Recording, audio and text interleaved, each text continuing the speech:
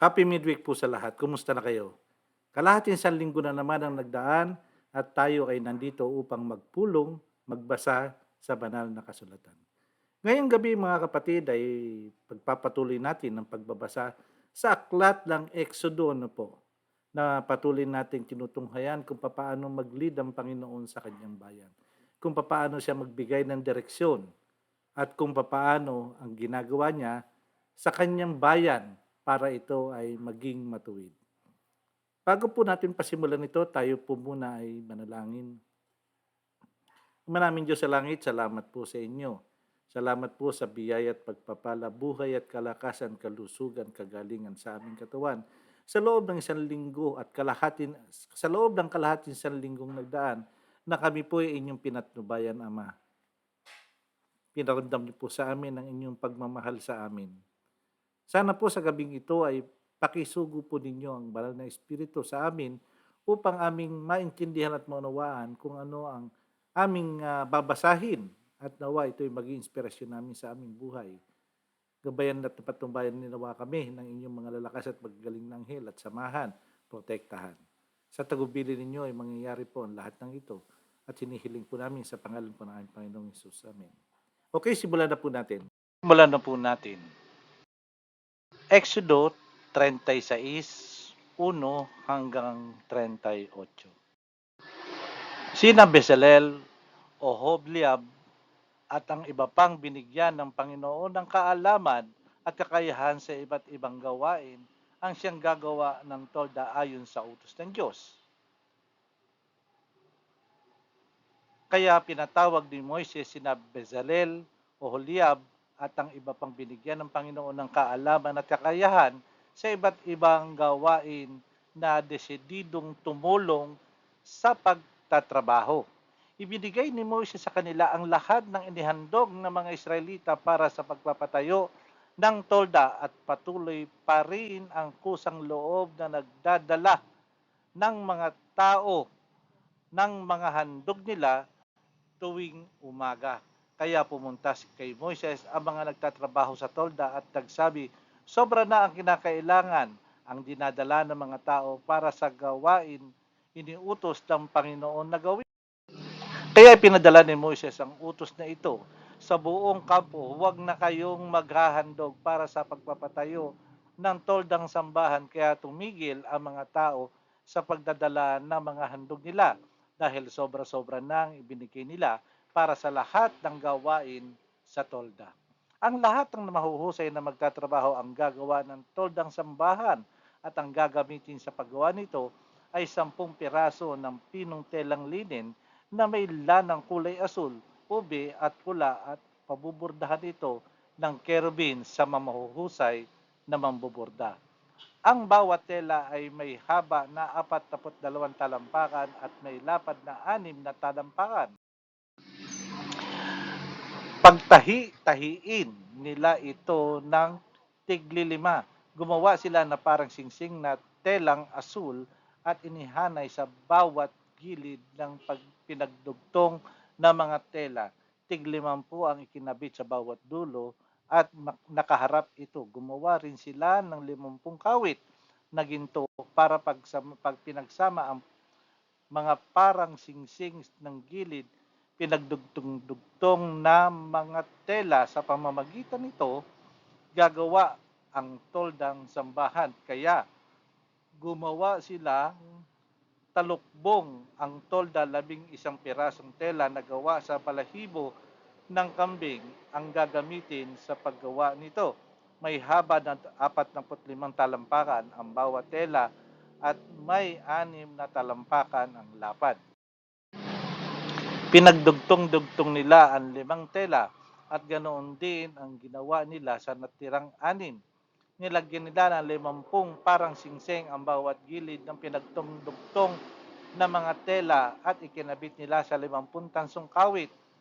Ang ibabaw ay talukbong nito ay papatungan ng bawat lalaking tupa na kinulayan ng pula at papatungan din ng magandang klase ng balat.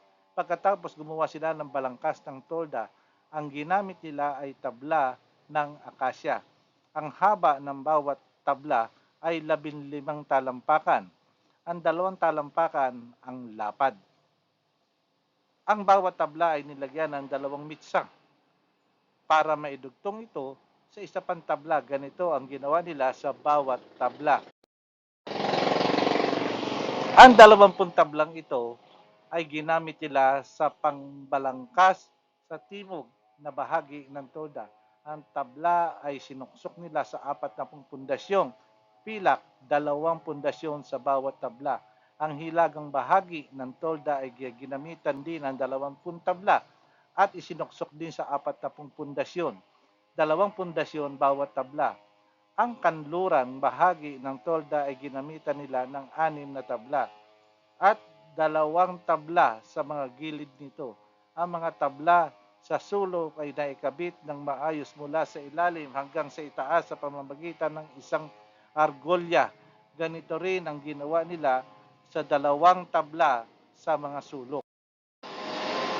Kaya may 8 tabla sa bahaging ito ng tolda at nakasuksok ito lang sa 16 na pundasyong pilak, 2 pundasyon sa bawat tabla.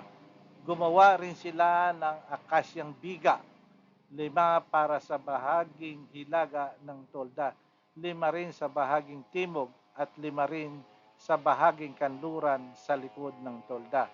Ang biga sa gitna ng balangkas ay nilagay nila mula sa dulo ng tolda papunta sa kabilang dulo nito. Binalutan nila ng ginto ang mga tabla at nilagyan ng argolyang ginto na siyang humahawak sa mga tabla. Binalutan din nila ng ginto ang mga biga. Gumawa rin sila ng kortina mula sa pinong telang linen na binurdahan ng gamit ng angla ng asul, ube at pula at maayos na pinagbuburdahan ang larawan ng kerubin. Gumawa rin sila ng 4 na haliging akasya na may mga kawit, ginto at ikinabit nila roon ng kortina. Ang 4 na haligi ay nakasuksok sa 4 na pundasyong pilak.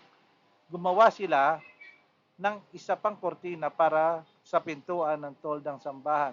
Pinong telang linen rin ito na binurdahan. Ginagamit ang kala ng kulay asul, ube at pula at pinakamaganda ng pinakaburda nito. Gumawa rin sila ng 5 haligi na may kawit at ikinabit rin nila rito ang kortina. Ang mga haliging ito ay nababalutan ng ginto, pati na mga ulo ng baras nito at nakasuksok ito sa 5 pundasyong tanso. Nakita po natin paano sila magtulong-tulong sa utos ng Diyos. Lahat ng kanilang mga magagawa para sa ikaluluwalhati at kapakipakinabang para sa gawain ng Diyos ay ginawa nila. Ultimo ang kanilang mga alahas ay binigay nila. Sana po ay mangyari sa atin ito, na bibigay natin ang lahat-lahat para sa Panginoon. Hindi po imposible ito sapagkat alam natin na ang Panginoon ay ang tagapagbigay ng lahat-lahat sa atin. Sa ating pagtatapos tayo po manalangin. Ama namin Diyos sa langit, maraming salamat po sa inyo. Salamat po sa lahat ng biyaya at pagpapala ng pang-espiritual na kalagayan na inyong pinagkaloob sa amin sa gabing ito sa aming pagbabasa. Nanawa ay makatulad po kami na kami po ay willing na magbigay kung ano man ang nasa sa amin. Dahil alam po namin ang lahat ng mga bagay ito ay nagbuhat sa inyo. Salamat po sa pakikinig nyo sa aming panalangin at nawa sa loob pa ng kalahating sa linggo ay samahan nawa po kami ng inyong malalakas at magaling na anghel, patnubayan kami ng inyong banal na espiritu at samahan kami sa lahat ng aming gawain at humihingi pa po kami ng masaganang biyaya at pagpapala sa inyo at ang lahat po hinihiling namin sa pangalan po ng aming Panginoong Jesus. Amen. Okay, maraming salamat po sa inyo mga kapatid at muli sa darating na Biyernes ng gabi sa araw ng Sabat ay samahan niyo pong mali ako. At muli ako'y bumabati sa inyo ng Happy Midweek.